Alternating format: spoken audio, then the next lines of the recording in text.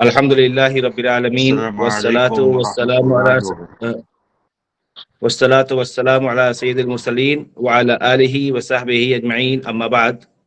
آپ تمام لوگوں کا ہم پھر سے ایک بار اس آن لائن پروگرام میں تہ دل سے استقبال کرتے ہیں، اور جیسا کہ آپ سبھی کو معلوم ہے کہ آج کا جو موضوع ہے وہ دعا کے تعلق سے ہے، اور دعا کے متعلق کہ اس کی اہمیت کیا ہے، فتیل محترم ہمارے اس پر اپنی بات کو رکھیں گے۔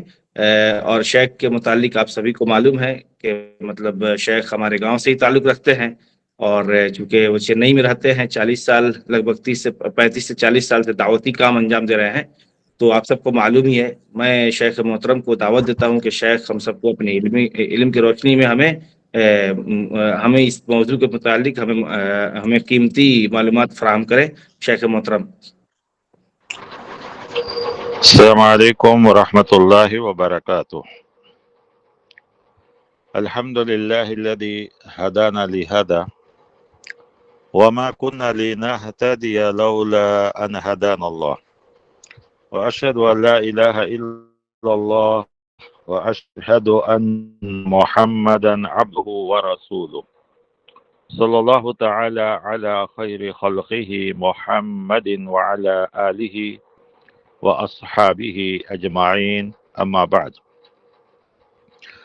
فاعوذ باللہ من الشیطان الرجیم، بسم اللہ الرحمن الرحیم۔ وقال ربکم ادعونی استجب لکم، وقال ایضا وَإِذَا سَأَلَكَ عِبَادِي عَنِّي فَإِنِّي قَرِيبٌ أُجِيبُ دَعْوَةَ الدَّاعِ إِذَا دَعَانِي فَلْيَسْتَجِيبُوا لِي وَلِيُؤْمِنُوا بِي لَعَلَّهُمْ يَرْشُدُونَ۔ وعن النبي صلى الله عليه وسلم قال: من مات وهو لا يدعو من دون الله ندا دخل الجنة، وفي رواية: من مات وهو يدعو من دون الله ندا دخل النار، كما جاء في مسلم۔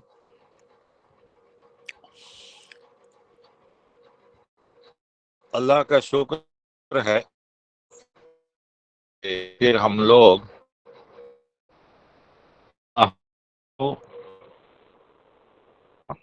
اس کی قبولیت، اس کی عہد، اس کے آداب کے تعلق سے کچھ باتیں کہنے اور سننے کے لیے جمع ہوئے۔ اسلام کی جہاں بہت سی خوبیاں ہیں، اس میں ایک خوبی دعا بھی ہے، کیونکہ دنیا کے اکثر مذاہب کا یہ طریقہ ہے کہ اللہ اور درمیان کوئی نہ کوئی شخصیت حائل ہو جاتی ہے، اور خالق اور مخلوق کے درمیان یہ لوگ ایک آڑ بن جاتے ہیں، اور یہ تصور دیتے ہیں کہ ہر بندہ اللہ سے قریب نہیں ہو سکتا، ہر بندے کی بات اللہ تک نہیں پہنچتی، بلکہ اس بندے کو چاہیے کہ ہمارے ذریعے اللہ تک پہنچے۔ تو اسلام نے دعا کا حکم دیا ہے اور اس کے آداب بتلایا ہے۔ دیگر مذہبوں میں یا اللہ اور بندے میں جو ایک پتہ، ایک ذریعہ یا ایک شخصیت آتی ہے، اسلام میں ایسا نہیں ہے، بلکہ یہاں سب کی سنی جاتی ہے، گنہگار کی بھی سنی جاتی ہے، نیک کی بھی سنی جاتی ہے، فرما بردار کی بھی سنی جاتی ہے، سب کی سنی جاتی ہے۔ بلکہ بعض روایتوں اور آیات تو یہ ہیں کہ گنہگاروں کی زیادہ سنی جاتی ہے، اور گنہگاروں کے ساتھ اللہ تعالیٰ زیادہ مہربان ہے، اس امید سے کہ میرا سیدھے راستے پہ آ جائے، یا اس نے اتنے گناہوں کے مجھے ہی کرنے والا سمجھا، مجھے اپنے تکلیفوں مصیبتوں یا اپنے گناہوں کا ماوا اور ملجا مجھے ہی سمجھا، تو اللہ اس کے اوپر زیادہ مہربان ہوتا ہے۔ جیسے کسی عربی شاعر کا یہ ہے نا کہ واللہ یغضب حین لا یسأل، کہ انسانوں سے پوچھا جائے تو انسان ناراض ہو جاتے ہیں، لیکن اللہ سے نہ مانگا جائے تو اللہ ناراض ہوتا ہے۔ تو بہرکیف میں نے آپ کے سامنے سب سے پہلے 2 آیت اور ایک حدیث پیش کی ہے۔ یہ سب سے پہلے ان آیت کو دیکھیں۔ قرآن کریم میں ایسے بہت سی آیتیں ہیں جہاں اللہ تعالیٰ خود کہتے ہیں وَلِلَّهِ الْأَسْمَاءُ الْحُسْنَى فَادْعُوهُ بِهَا، کہ اللہ کے بہتر سے بہتر نام ہے، تم اس کو ان کے ناموں سے پکارو، ان کے ناموں سے یاد کرو۔ اور کچھ کامن آیتیں بھی ہیں جس میں اللہ تعالیٰ جنرل طور پہ کہتے ہیں، جیسے کہ اس میں سے یہ آیت ہے سورہ مومن کی، وَقَالَ رَبُّكُمْ، اور تمہارا رب کا فرمان ہے، ادعونی، مجھے پکارو، استجب لکم، میں تمہاری پکار کا جواب دیتا ہوں۔ اب اس آیت میں ساری چیزیں آ گئی کہ صرف پکارنے دعا کرنے کا حکم ہی نہیں ہے، بلکہ اس دعا کے قبول کرنے کا بھی حکم دیا گیا کہ استجب لکم، تم مجھے پکارو گے تو میں تمہاری پکار کا جواب بھی دوں گا۔ اب انسان کی ایک عادت ہے کہ دور ہو تو آدمی زور سے پکارتا ہے، نزدیک ہو تو آدمی آہستہ پکارتا ہے، دور ہے تو اپنی آواز پہنچانے کے لیے ذرائع ابلاغ یہ سب چیزوں کا استعمال کرتا ہے۔ تو یہی ایک واقعہ صحابہ کے درمیان بھی پیش آیا۔ صحابہ کے درمیان یہ دروازہ یہ پیش آیا درمیان کہ ایک بار صحابہ سفر میں تھے، تو انہوں نے اپنے پیارے نبی صلی اللہ علیہ وسلم سے پوچھا کہ اللہ ہم سے اگر دور ہے تو ہم زور سے پکاریں، نزدیک ہوئے تو آہستہ پکاریں۔ اب یہ بات چل رہی تھی کہ یہ سورہ بقرہ کی آیت نازل ہوئی، وَإِذَا سَأَلَكَ عِبَادِي عَنِّي فَإِنِّي قَرِيبٌ، میرے بندے جب آپ سے میرے بارے میں سوال کریں تو آپ کہہ دیجئے کہ میں بہت قریب ہوں۔ فَإِنِّي قَرِيبٌ أُجِيبُ دَعْوَةَ الدَّاعِي، جب بھی وہ مجھے پکارتا ہے میں اس کے پکار کا جواب دیتا ہوں۔ اجیب دعوت الداعی اذا دعانی فلیستجیبوا لی ولیؤمنوا بی، تو اسے چاہیے کہ مجھے ہی پکارے اور میرے اوپر ہی ایمان لائے۔ اس آیت میں بہت سی چیزیں ہیں۔ سب سے پہلے دیکھی جائے تو اس آیت میں اللہ تعالیٰ نے اپنی طرف بندے کو کہا عبادی، میرے بندے مجھے پکاریں، میں ہی ان کے پکار کو سنتا ہوں، میں ہی ان کے پکار کا جواب دیتا ہوں۔ گویا اللہ تبارک و تعالی نے اپنی قربت کا بندے سے بہت زیادہ اظہار کیا ہے۔ آپ اس کو یوں سمجھ سکتے ہیں کہ ایک آدمی کہتا ہے میں گھر جا رہا ہوں، اور ایک آدمی کہتا ہے میں اپنے گھر جا رہا ہوں، میرے ہی گھر جا رہا ہوں۔ دونوں میں بہت فرق ہے۔ جب وہ میرا کہتا ہے تو اس کو اپنے گھر سے، اپنے آفس سے، اپنے کاروبار سے، اپنی نوکری سے ایک محبت کا اظہار ہوتا ہے، اور اگر یہ کہہ رہا ہے کہ گھر جا رہا ہوں تو بس گھر ایک عام بات ہوتی ہے۔ تو اللہ تعالیٰ نے اس آیت میں 5 مرتبہ اللہ تعالیٰ نے اپنی محبت اور قربت بندوں کے ساتھ ذکر کیا، عبادی، فإنی، قریب، یہ ساری چیزوں کا اللہ تعالیٰ نے اظہار کیا ہے۔ گویا اللہ اپنے بندوں سے بہت زیادہ قربت کا اظہار بھی کرتا ہے، اور ساتھ ہی ساتھ سارے ان کے جو شکوک اور شبہات دوسرے مذہبوں میں ہیں ان ساری چیزوں کو یہاں دور بھی کر دیا۔ بہت سال پہلے صوت الحق جو جامعہ محمدیہ مالیگاؤں سے ایک پرچہ نکلتا ہے، غالباً اس کا نام صوت الحق ہی ہے، میں اپنے پڑھنے کے زمانے کے بعد کہیں پڑھا تھا کہ مولانا مختار مضمون تھا کہ کلکتہ میں بہت زیادہ گزری تو ایک واقعہ کرتے ہیں کہ کلکتے میں ایک آدمی تھا جو کار کی ایجنسی رکھتا، وہ مذہب کا، لیکن اس کے مذہب اس کو اطمینان نہیں تھا، لہذا اس نے کا مطالعہ کیا، وہاں بھی یہی یہودیت کا مطالعہ کیا، یہاں بھی وہی ہندو مذہب کا دیکھا تو وہاں تو بے حساب راستے میں رکاوٹیں ہیں خدا تک پہنچنے کی۔ تو آخر میں اس نے قرآن کریم کا مطالعہ شروع کیا، اور قرآن کریم مطالعہ کرتے کرتے اسی آیت پہ پہنچا، وَإِذَا سَأَلَكَ عِبَادِي عَنِّي فَإِنِّي قَرِيبٌ وَتَدَّاعِي إِذَا دَعَانِي۔ ترجمہ پڑھا اور کہا کہ یہی مذہب ہے جہاں بندے میں اور اس کے رب میں کوئی آڑے آنے والا نہیں ہے، ورنہ ہم چرچ کو جائیں تو فادر ہم کو پھر جیسس پوپ اور یہ ساری چیزیں. ہندوؤں کے مندر میں جاؤ تو وہ لوگ پہلے پجاری وہ گھنٹی ہلائے گا تبھی دعا قبول ہوتی ہے. عیسائیت میں، یہودیت میں سب ایسا. تو آخر میں اس آیت کو پڑھنے کے بعد اس کو شرح ہوا اور کہا کہ واقعی اسلام ایک ایسا مذہب ہے جس میں اللہ اور اس کے بندے یعنی خدا اور اس کے بندے میں کوئی بیچ میں نہیں ہے. ہر بندہ اپنے رب سے بات کر سکتا ہے، اپنے رب کو پکار سکتا ہے اور اس کا رب اس کی بات کو سنتا ہے. مسلمان ہو گیا وہ. اب چونکہ کار کی ایجنسی تھی تو محلے میں مشہور تھا یہ، کیونکہ معمولی آدمی تو کار کی ایجنسی نہیں رکھتا ہے. مسلمان ہونے کے بعد وہ بغل میں ایک مسجد تھی جو نماز کے لیے جانے لگا. اب سارے لوگ اس کو پوچھے کہ بھائی آپ تو فلاں کار کی ایجنسی والے ہیں؟ کہا ہاں میں. کہا آپ تو فلاں تھے؟ کہا ہاں. اب کیسے؟ کہا میں نے قرآن کی ایک آیت پڑھی، مسلمان ہو گیا. کہا تمہارا اسلام قبول نہیں ہوگا جب تک کہ اس مسجد میں قبر تھی کسی بابا کی یا کسی کی. کہا کہ یہاں جب تک چادر نہیں چڑھاؤ گے تمہارا ایمان قبول نہیں ہوگا. تو انہوں نے پوچھا کہ یہ کون ہے؟ کہا یہی ہم کو اللہ سے قریب کرتے. جیسے کہ لوگوں کا عقیدہ ہے بہت سے مسلمانوں کا کہ یہ لوگ ہم کو اللہ سے قریب کرتے ہیں، حالانکہ وہ نہیں کہتے کہ اللہ ہے اور نہیں بھی کہتے ہیں کہ یہی ہماری دعا سنتے ہیں، بس کہتے ہیں کہ یہ ہم کو اللہ سے قریب کرتے ہیں. تو عرب کے کفار بھی یہی کہتے تھے کہ جو ہے ما نعبدہم الا لیقربونا الی اللہ زلفا، ہم ان کی عبادت نہیں کرتے ہیں، وہ ہم کو اللہ سے قریب کرتے ہیں. ہم ان کو خدا نہیں بولتے، یہ نیک ہیں اور یہ ہم کو خدا سے قریب کرتے ہیں. تو وہی الفاظ وہی چیزیں ان کا بھی تھا. تو انہوں نے کہا اگر یہ آپ کو اللہ سے قریب کرتے ہیں تو عیسائی مذہب میں بھی پوپ اللہ سے قریب کرتا ہے، ہندو مذہب میں ان کے بھگوان اللہ سے قریب کرتے ہیں، اس مذہب میں اور آپ کے مذہب میں کیا فرق ہے؟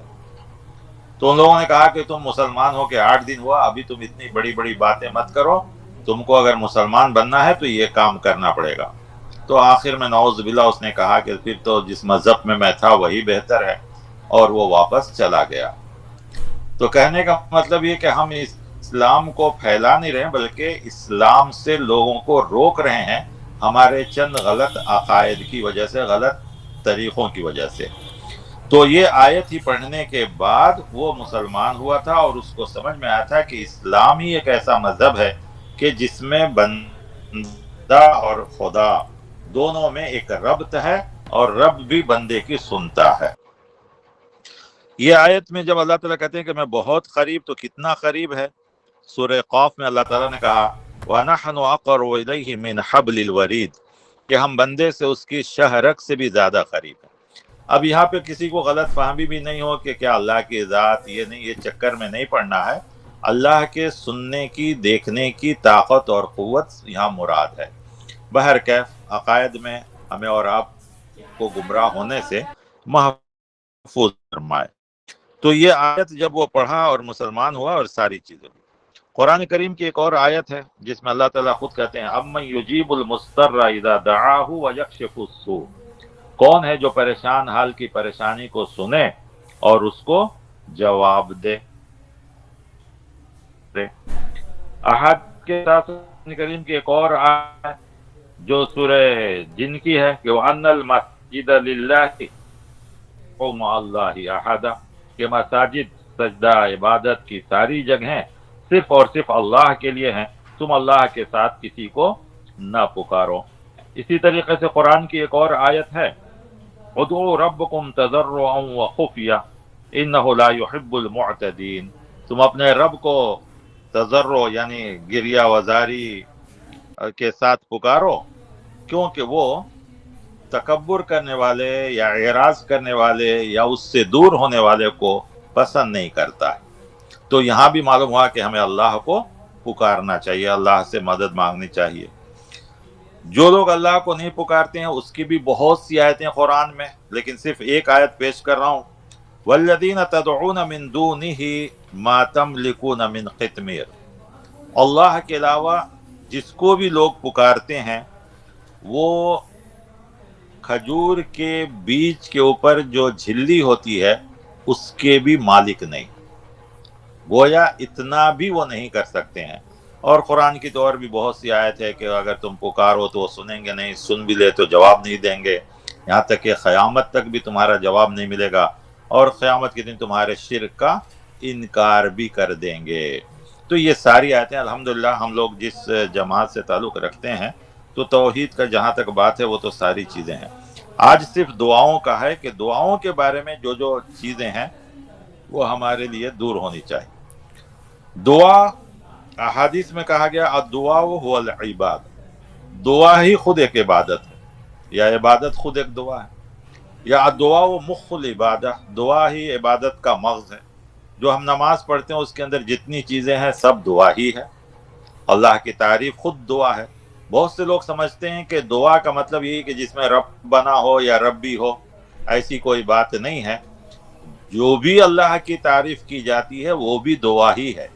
अल्लाह की तारीफ करना भी खुद एक दुआ है। तस्बीह बयान करना, हम्द बयान करना, ये भी दुआ है, और साथ साथ कुछ सवाल करना वो भी दुआ है। क्योंकि प्यारे नबी सल्लल्लाहु अलैहि वसल्लम फरमाते हैं कि मैं और मेरे से पहले के जितने अंबिया हैं, सूरह वो अरफात में सिर्फ एक ही दुआ करते थे, ला इलाहा इल्लल्लाहु वहदहु ला शरीका लहु लहुल मुल्क व लहुल हम्द युहयी व युमीत व हुवा हय्युन ला यमूत बियदिल खैर व हुवा अला कुल्लि शैइन कदीर। अलग अलग रिवायतों में किसी में हय्युन ला यमूत है, किसी में बियदिल खैर, बहर कैफ पूरा मजमा ये है। अब इसमें तो कुछ भी दुआ नहीं है, तो अल्लाह की तारीफ करना ही खुद बहुत बड़ी दुआ है। लिहाजा ये साबित हुआ कि दुआ हमें करनी चाहिए। एक हदीस जो अभी मैं पढ़ा था आपके सामने, वो मुस्लिम शरीफ की है कि मन माता वहुव ला यदउ मिन दूनिल्लाहि निद्दन, कि जो आदमी दुनिया से चला जाए और अपनी जिंदगी में अल्लाह के अलावा किसी को शरीक किए बगैर दुआ नहीं किया है तो वो जन्नत में दाखिल होगा। गोया वो सिर्फ अल्लाह ही से दुआ करता रहा। इसकी अपोजिट में यह बताया गया कि जो आदमी दुनिया से गया और वो अपनी जिंदगी में अल्लाह के अलावा दूसरों को शरीक करते हुए दुआ किया तो वो जहन्नम में दाखिल हो। गोया शिर्क करने वाले के लिए ये चीजें। तो दुआ में भी ऐसे अल्फाज नहीं इस्तेमाल करनी चाहिए जो शिरकिया अल्फाज हों। बहुत से लोगों को एक गलत फहमी है, जो अच्छी अच्छी किताबों में भी वाकया नकल किया गया है कि आदम अलैहिस्सलाम से जब भूल हुई तो उन्होंने आसमान की तरफ देखा तो उस पर कलमा लिखा हुआ था, तो फिर उन्होंने वसीले से दुआ की। अच्छे अच्छे जो दूसरे हजरात हैं वो अपने आप को जो अहले सुन्नत वल जमात कहते हैं या अहले सुन्नत, मालूम नहीं उनके पास सुन्नत से क्या मुराद है, जमात से क्या मुराद है। क्योंकि एक बार एक जगह हमें जाना हुआ तो हमने पूछा भाई अहले सुन्नत से मुराद क्या है, तो बोले हम लोग जो सुनते हैं वो, और जमात से क्या मुराद, तो मस्जिद की जमात जो फैसला कर लेती है वो। तो अहले सुन्नत वल जमात क्या ये माना अगर रख के ये सारे काम करते हैं तो हमें उनको कुछ बोलने की ज़रूरत नहीं है। लेकिन अगर वो सुन्नत से मुराद प्यारे नबी सल्लल्लाहु अलैहि वसल्लम की सुन्नत और जमात से मुराद खुलफाए राशिदीन है तो फिर हमें अफसोस होता है और सोचना पड़ता है। तो बहरकैफ अहले सुन्नत वल जमात का मतलब ये है कि सुन्नत अल्लाह के रसूल सल्लल्लाहु अलैहि वसल्लम की हो, और जो साहब अपने यानी दूसरों को तो छोड़िए, जो लोग अपने आप को अहले सुन्नत सही समझते हैं, कुछ लोग तो अहले सुन्नत के साथ आशिक़ रसूल और आशिक़ान ये वो रखते हैं, लेकिन कुछ लोग हैं जो सिर्फ अहले सुन्नत अपने आप को कहते हैं। तो उन्हीं की एक किताब में ये वाक़या लिखा हुआ, जैसे कि पहले उसका नाम था तबलीग निसाब, अब उसका नाम है फ़ज़ाइल आमाल। तो उसमें ये वाक़या लिखा हुआ था। तो मैं आसार, जो एक पर्चा पहले मऊ से निकलता था, आसार अब है या नहीं मालूम नहीं, लेकिन वो पुराने ज़माने में निकलता था वो, तो उसमें ये आया था कि एक कोई आलिम जब ये पढ़े तो उन्होंने हज़रत को ख़त लिखा, हज़रत मौलाना ज़करिया साहब मुहद्दिस रहमतुल्लाह अलैह को, शेखुल हदीस, मुहद्दिस नहीं शेखुल हदीस, उनको उन्होंने ख़त लिखा कि आपने ये जो वाक़या नकल किया है इसकी दलील चाहिए मुझे। तो इत्तेफाक है कि वो ख़त उनको रमज़ान में मिला। उन्होंने पूरा का कॉपी भी उसमें नकल किया था, बहुत पहले, मैं समझता हूँ 90 के अंदर ये बात होगी, उस वक्त के आसार में। तो उन्होंने हजरत जवाब दिए कि मैं रमज़ान में ख़त का जवाब नहीं देता हूँ, इसलिए मैं आपसे माजरत करता हूँ। हालांकि इतना जो रमज़ान में लिखे तो ये लिख सकते थे फलां हदीस में है या फलां किताब में, उतना ही देर लगता था। तो वो भी अल्लाह के बंदे बड़े अजीब थे, उन्होंने रमज़ान के बाद फिर एक ख़त लिखा कि हज़रत अब तो रमज़ान हो गया है, अब आप फुर्सत से होंगे اور اس کا حوالہ مجھے چاہیے. تو پھر اس کے بعد انہوں نے وہی جواب دیا جو لوگ کہتے ہیں کہ یہ کوئی غیر مقلد ہے اور ایسا ہے اور ویسا ہے، یہ ہے وہ ہے. جو آخری حربہ ہوتا ہے اس حربے کو انہوں نے استعمال کیا. بہرکیف اب وہ سوال کرنے والے اور جواب دینے والے دونوں بھی دنیا میں نہیں ہیں. جو معاملہ کبھی ایک ایسی رہے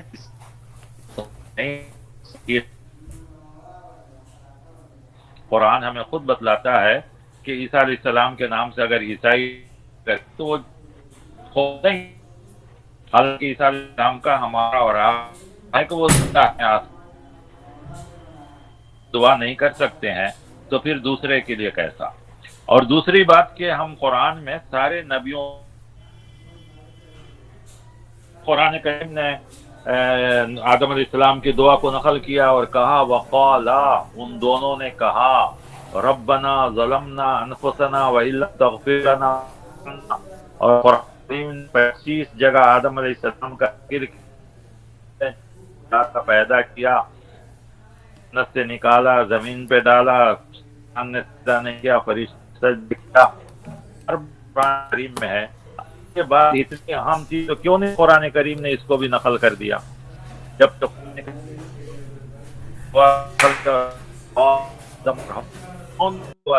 ربنا ظلمنا انفسنا،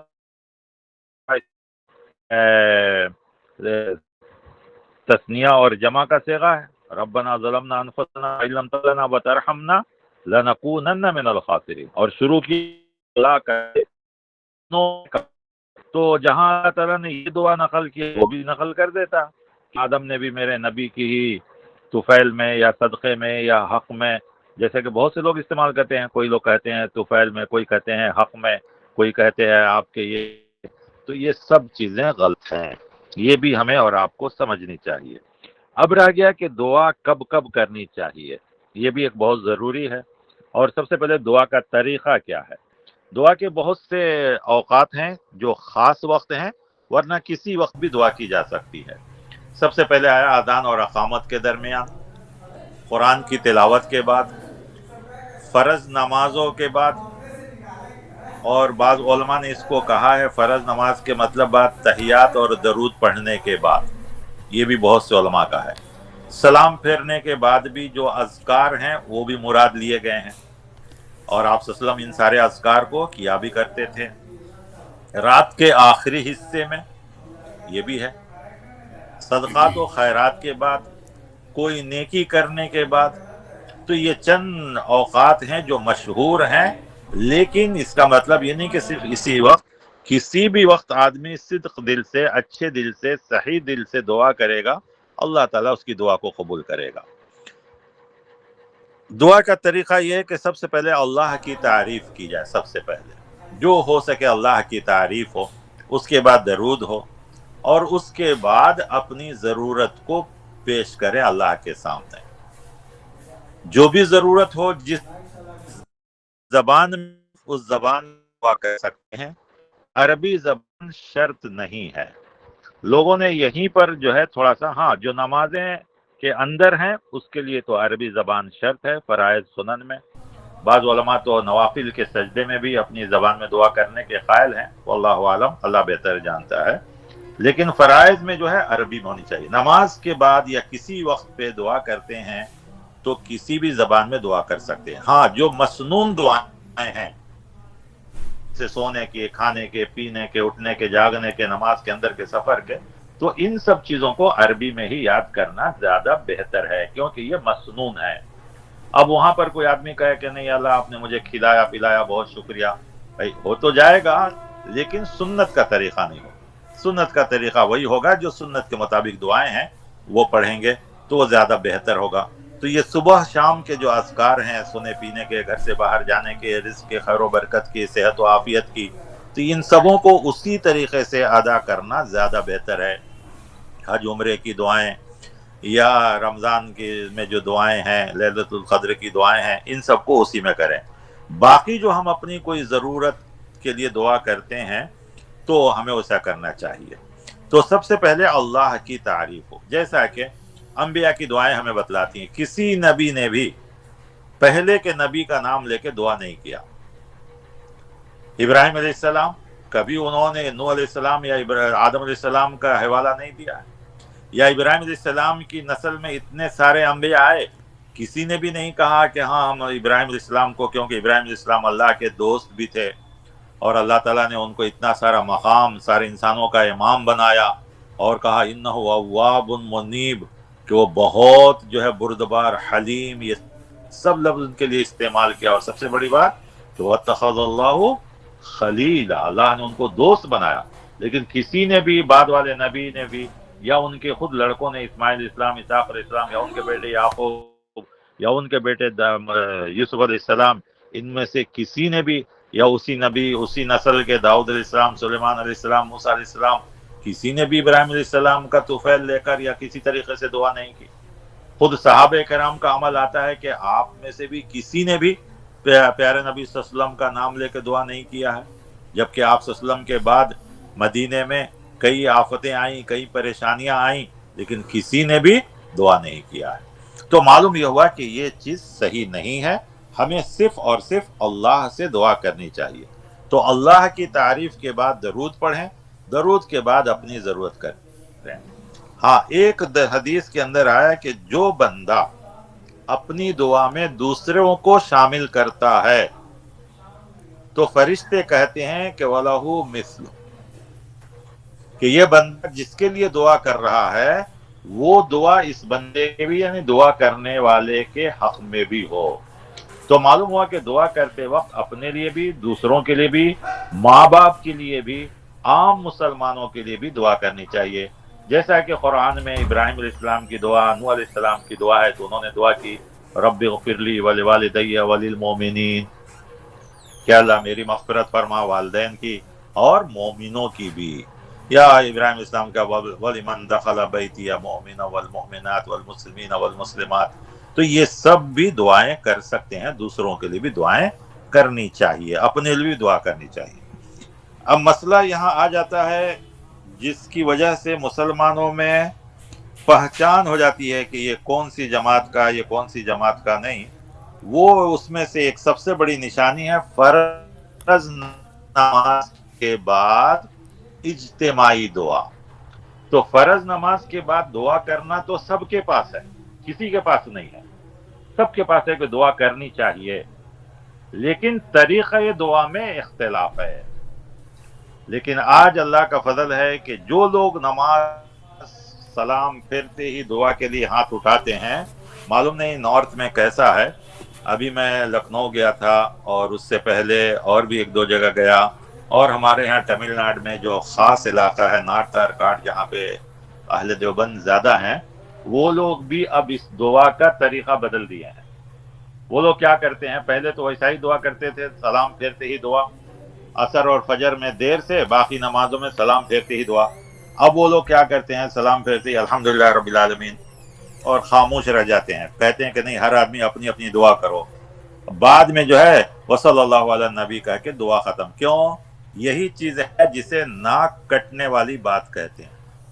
यानी चूंकि इतने साल से इन्होंने ऐसा किया और हम लोग दुआ नहीं करते थे तो हमको बदनाम किए, तो अब उनकी नाक कटने की बारी आ जाती है कि अगर हम पूरी तरीके से छोड़ देंगे तो आवाम हमको क्या पूछेगी। इसीलिए ये लोग ये हरकत कर रहे हैं।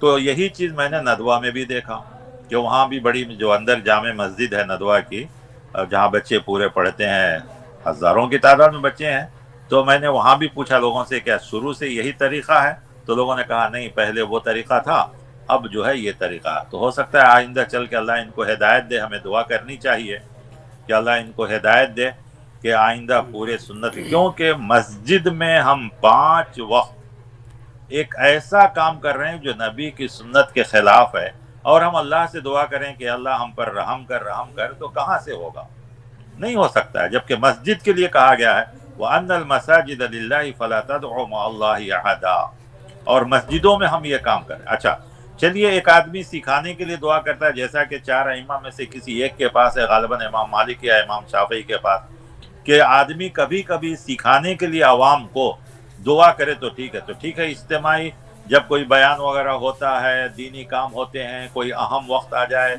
या कुनूत नाजिला है या कोई मुसीबत आती है, आफत आती है, तो उस वक्त पर इज्तिमाई दुआ की जाए, इसका सबूत है। استسقا ہے اس کا ثبوت ہے، ساری چیزیں ہیں، لیکن باقاعدہ اس کو ضروری سمجھنا، نماز کا حصہ سمجھنا، تو یہ بالکل غلط ہے۔ بہت سے لوگ اس کو نماز کا حصہ سمجھتے ہیں، جب تک دعا نہیں کی جائے لوگ اٹھتے نہیں ہیں۔ تو دوسری طرف ہمارے لوگ بھی جو کرتے ہیں وہ بھی صحیح نہیں ہے کہ سلام پھیرتے ہی اٹھ کے بھاگتے ہیں۔ کم سے کم سلام پھیرنے کے بعد ذکر و اذکار تو ہیں، 3 بار استغفر اللہ ہے، اللہم انت السلام ومنک السلام تبارک یا ذا الجلال والاکرام یہ تو ہے، اللہم اعنی علی ذکرک و شکرک و حسن عبادتی کا یہ تو ہے، اللہم لا مانع لما آتیت ولا معطی لما منعت ولا ینفع ذا الجد منک الجد یہ بھی ہے جو آپ صلی اللہ علیہ وسلم ہمیشہ کرتے تھے۔ آیت الکرسی کی فضیلت بخاری شریف کی حدیث ہے کہ ہر فرض نماز کے بعد پڑھو یہ تو ہے، پھر تسبیح فاطمہ 33 مرتبہ، سبحان اللہ 33 مرتبہ، الحمدللہ 34 بار اللہ اکبر یہ تو ہے۔ تو ہمارے لوگوں میں بھی تھوڑی کمی ہے کہ بس سلام پھیرے اور اٹھ کے چل دیے، تھوڑا بہت ذکر و اذکار۔ آپ صلی اللہ علیہ وسلم تو اس سے زیادہ ذکر کرتے تھے، لا الہ الا اللہ وحدہ لا شریک لہ الملک ولہ الحمد وہو علی کل شیء قدیر، لا الہ الا اللہ ولا نعبد الا ایہ لہ الدین مخلصین ولو کرہ الکافرون یہ سب ہے یا نہیں؟ تو ہمارے کتنے لوگ ہیں جو یہ اذکار کرتے ہیں؟ تو کم سے کم آپ دعا نہ کریں تو یہ اذکار ضرور کریں، کیونکہ یہ بھی دعا ہے۔ اور نماز کے اندر جتنی چیزیں ہم کرتے ہیں وہ سب دعا میں ہی شامل ہے۔ نماز میں سورہ فاتحہ خود دعا ہے، جس کا نام سورۃ الدعا بھی ہے، سورۃ الصلاۃ بھی ہے، اور نماز خود پوری کی پوری دعا ہے۔ پھر اس کے بعد نماز میں اور کتنی پیاری دعائیں، جو رکوع سجدے کی دعائیں وہ خود جو ہے بہت اہم دعائیں ہیں۔ 2 سجدے کے درمیان ایک دعا ہے جو سب سے پیاری دعا ہے، جس میں دنیا اور آخرت پوری چیزیں آ جاتی ہیں کہ اللہم اغفر لی وارحمنی واہدنی وعافنی وارزقنی، ساری چیزیں آ گئی اس کے اندر۔ سورہ فاتحہ کے بعد اگر کوئی بہترین دعا نماز میں ہے تو 2 سجدے کے درمیان ہے، لیکن یہ لوگ اہل سنت کرنے والے اس جگہ کو بھی مار دیتے ہیں، 2 سجدے میں بالکل بھی غیب نہیں ہوتا ہے۔ تو یہ سب بھی چیزیں ہیں۔ سجدے میں بھی اگر آپ تسبیحات کے علاوہ عربی دعا کر سکتے ہیں تو دعا کریں، اور سب سے پیاری دعا کہ آپ دیکھیں گے کہ جو میں نے ابھی کہا کہ دعا میں اکثر اللہ تعالیٰ نے قرآن میں جو دعائیں اور احادیث میں جو دعائیں ہیں جمع کا صیغہ ہے، اکثر دعا ربنا یہ بھی دعا کرنی چاہیے، اپنے لیے بھی، ماں باپ کے لیے بھی، رشتے داروں کے لیے بھی، عام مسلمانوں کے لیے بھی، سب کے لیے بھی۔ اور یہ دعا صرف اللہ کس کی دعا قبول ہوتی ہے، یہ ایک سب سے بڑا مسئلہ رہتا ہے۔ بہت سے لوگ کہتے ہیں ہماری دعا قبول نہیں ہوتی، تو صحیح حدیث ہے کہ یہ گمان اگر کوئی کرتا ہے کہ دعا قبول نہیں ہوتی یہ خود غلط ہے۔ دعا قبول ہونے کے 3 طریقے ہیں، ایک تو یہ کہ اللہ تعالیٰ اسی وقت اس کو دے دیتے ہیں، دوسرا یہ کہ اس کو معلوم نہیں ہے ضرورت، تو جس وقت ضرورت ہوتی ہے اس وقت دیتے ہیں، اور اگر یہ دونوں نہیں تو آخرت میں اللہ تعالیٰ اس کا بدلہ عطا فرمائے، کیونکہ اگر دنیا میں مل گیا تو ہو سکتا ہے کہ وہ اس کی وجہ سے گمراہ ہو جائے یا اس کے لیے نقصان دہ ہو یا کچھ بھی ہو۔ دعا نہ قبول ہو یہ بالکل غلط بات۔ اللہ تعالیٰ خود کتنی آیتوں میں کہہ رہے ہیں کہ مجھے پکارو میں تمہارے پکار کا جواب دے رہا ہوں۔ تو اگر کوئی بندہ یہ گمان کرتا ہے اللہ کے ساتھ تو گویا اتنی آیتوں کا انکار، اور اللہ تعالیٰ اپنے وعدے کا کبھی خلاف نہیں کرتا۔ اچھا، دوسری حدیث ہے کہ بندہ قیامت کے دن جب اپنا نام اعمال پڑھتا جائے گا، دیکھتا جائے گا، تو اچانک دیکھے گا کہ یہاں پہ ایک بہت بڑا مقام، بہت بڑا اجر یہ سب لکھا ہوا ہے۔ تو وہ پوچھے گا کہ یہ کس کی بدلے ہے، کون سے عمل کے بدلے؟ کہا یہ تمہاری دعاؤں کے بدلے ہے۔ تو جانتے ہیں بندہ اس وقت کیا کہے گا؟ جو دنیا میں بے صبرا ہے اس وقت کہے گا کہ کاش میری پوری دعائیں آخرت کے لیے قبول ہوتی تو اچھا تھا۔ تو ہم نہیں جانتے ہیں کہ ہماری ضرورت کیا ہے، یا جو ہم مانگ رہے ہیں اس کو ہمارے لیے فائدہ مند ہے یا نقصان ہے۔ اللہ ہماری دنیا کی بھی ضرورت کو جانتا ہے، آخرت کی بھی ضرورت کو جانتا ہے، کس وقت ہمارے لیے کون سی چیز بہتر ہے اللہ تعالیٰ اس وقت ہمیں عطا فرماتے ہیں۔ پھر دعا میں آدمی کو زیادہ لمبی چوڑی بھی دعائیں نہیں کرنی چاہیے، بلکہ اصل دعا کا طریقہ ہے کہ اپنے دل سے اور یقین کے ساتھ وہ الفاظ ہوں۔ اب دیکھیے انبیاء کی قرآن میں جو دعائیں ہیں وہ بالکل چھوٹے چھوٹے الفاظ ہیں۔ بیماری کے لیے ایوب علیہ السلام کا مشہور دعا ہے، کتنی سخت بیماری تھی، لیکن ان کے دعا کے الفاظ دیکھیے، انی مسنی الضر وانت ارحم الراحمین، اتنا ہی الفاظ ہے۔ आपने उसी को जिंदगी भर दो, जब तक जब शिफा नहीं हुई आप वही दुआ करते रहे, अल्लाह ताला ने दे दिया। मूसा अलैहिस्सलाम जब फिरौन से निकले हैं मिस्र से और मदियन पहुंचे हैं, बेहाल थे, तो उन्होंने सिर्फ इतना ही दुआ किया, रब्बी लिमा अंज़लत इलैया मिन खैरिन फ़कीर, बस कि अल्लाह इस वक्त जो भी अपनी तू नेमत नाजिल करेगा मैं उसका मोहताज हूँ। इतनी छोटी दुआ।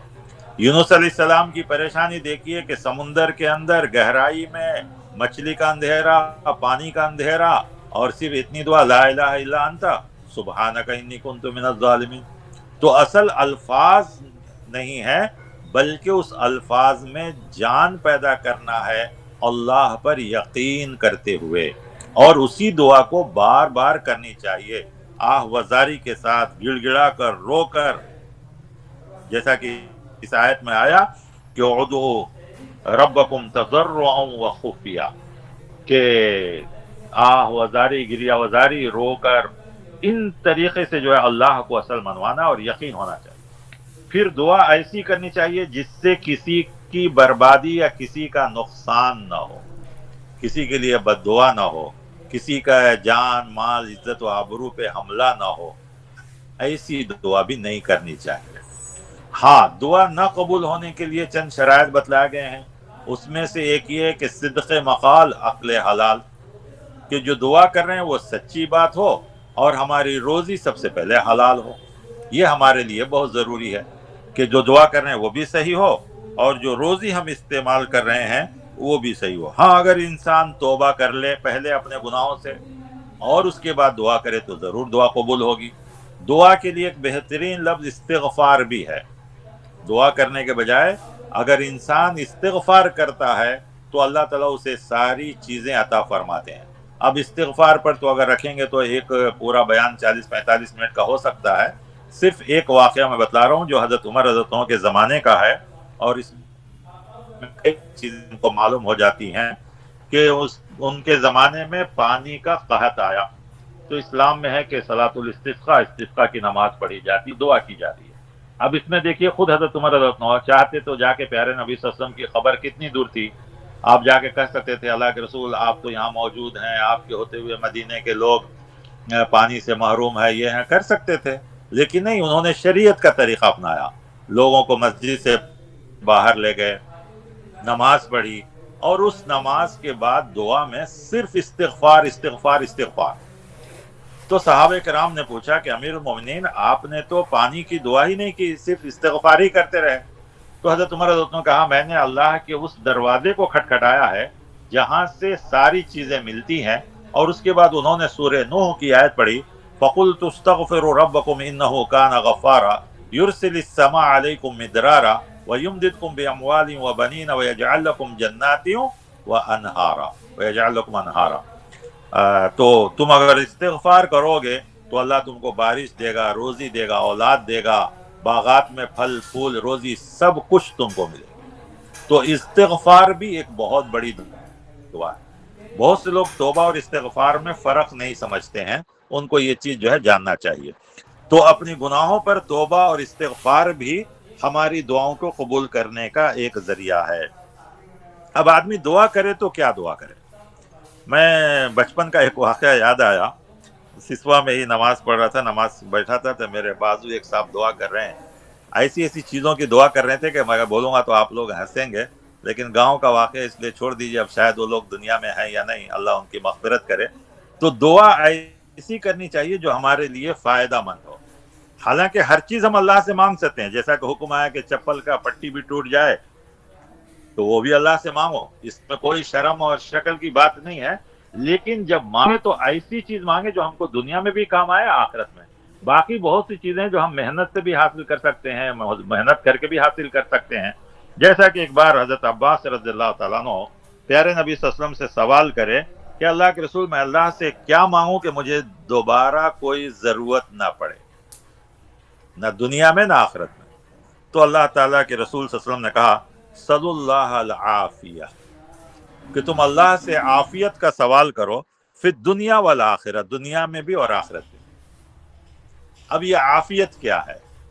आफियत में सारी चीजें आ जाती है, सिर्फ सेहत ही में नहीं, हर चीज में आफियत अता फरमाया अल्लाह ताला। اس کا مطلب کے علاوہ کوئی اس کی دعا نہ کریں. انبیاء کی دعائیں بتلا رہی ہیں کہ انبیاء نے اولاد کے لیے بھی دعا کی، کی دشمن سے نجات کے لیے بھی دعا کی، بے یار و مددگار تھے تو اللہ تعالیٰ کی مدد کے لیے بھی دعا کی ہیں، اور بے شمار دعائیں قرآن کریم میں ہم کو سکھائی گئی ہے، خاص کر سورہ بقرہ کے آخر میں، سورہ آل عمران میں، اور بھی دوسری صورتوں میں. تو جو چاہے وہ دعا کر سکتے ہیں. لیکن عام طور پر آج کل جو لوگوں کو دیکھا جائے تو اگر رزق کی دعا کیجئے تو سب کوئی خوش ہو جاتے ہیں، اور صحت کی تو ٹھیک ہے وہ بھی ضروری ہے، رزق بھی ضروری ہے، صحت بھی، لیکن سب سے بڑی چیز یہ ہے کہ ہدایت کی دعا، جس کو اللہ تعالیٰ نے قرآن سورہ فاتحہ میں کہا اہدنا الصراط المستقیم. اور مولانا ابوالکلام آزاد رحمۃ اللہ علیہ لکھتے ہیں کہ اہدنا الصراط المستقیم صرف دنیا کا یا دین کا ہی راستہ نہیں، بلکہ دنیا کے معاملات میں بھی مجھے سیدھا راستہ دکھاؤ. کوئی اگر بیپار کرنے جا رہا ہے تو اس میں ہم کو کامیابی ہے نہیں ہے، اس وقت بھی دعا کر سکتا ہے اہدنا الصراط المستقیم کہ اس میں صحیح راستے کی، حلال و حرام کی اللہ تعالیٰ ہم کو گائیڈ کرے، ہم کو نبھائے.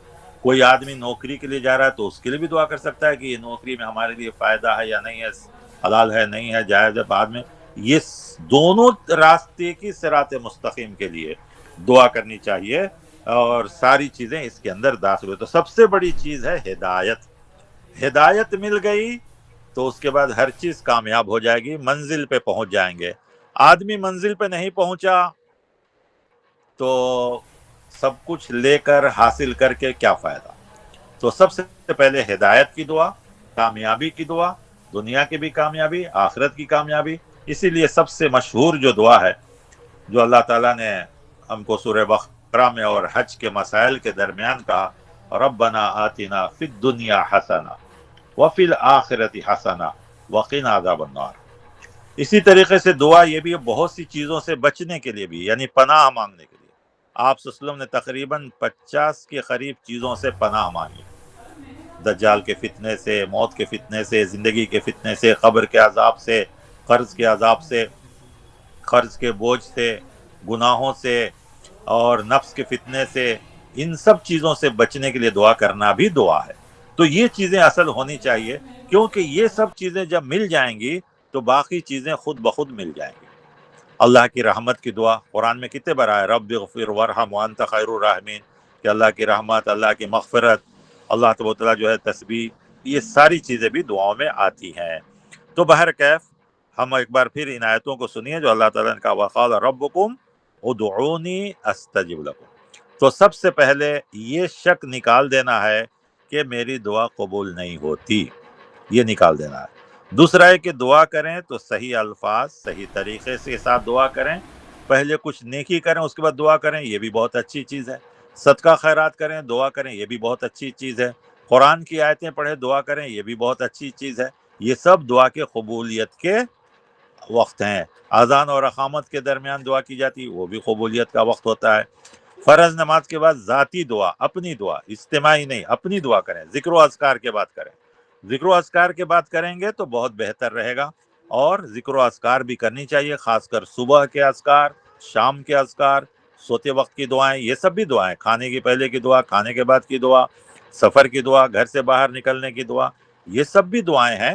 یہ بھی دعائیں جو ہے آدمی کو اپنی زندگی میں اپنانا چاہیے، کیونکہ دعا کے بارے میں ایک اور حدیث آئی ہے الدعاء سلاح المومن، کہ دعا مومن کے لیے ہتھیار ہے. اپنے بچاؤ کے لیے بھی دعا کرنا چاہیے. اور قرآن کریم کی ایک آیت بھی ہے اَمَّن يُجِيبُ الْمُضْطَرَّ إِذَا دَعَا وَيَكْشِفُ السُّوءَ، تم میں سے کون پریشان حال کی پریشانی کو سننے والا اور تمہاری تکلیف کو دور کرنے والا.